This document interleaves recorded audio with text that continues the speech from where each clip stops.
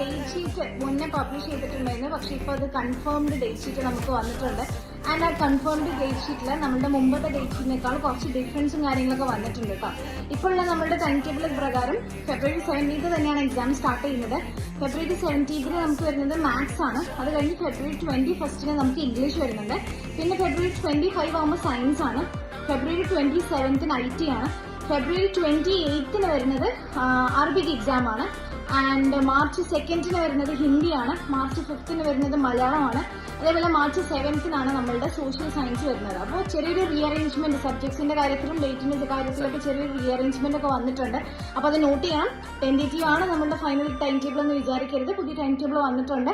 So ഇതാണ് നമ്മളുടെ പുതിയ കൺഫേംഡ് ടൈം ടേബിൾ. ഓക്കെ, അപ്പോൾ പഠിക്കാൻ സമയമില്ല എന്നുള്ളൊരു പ്രശ്നങ്ങളൊക്കെ ഉണ്ടായിരുന്നു. പക്ഷെ ഇപ്പൊ എനിക്ക് തോന്നുന്നു ഏകദേശം അത് ക്ലിയർ ആയിട്ടുണ്ടാകും. കാരണം ഇപ്പൊ ലാംഗ്വേജ് 3 അടുത്ത് വന്നതുകൊണ്ട് ഈ ലാംഗ്വേജിലുള്ള കുട്ടികൾക്ക് കുറച്ചും കൂടെ ഒരു ഗ്യാപ്പ് കിട്ടുന്നുണ്ട്.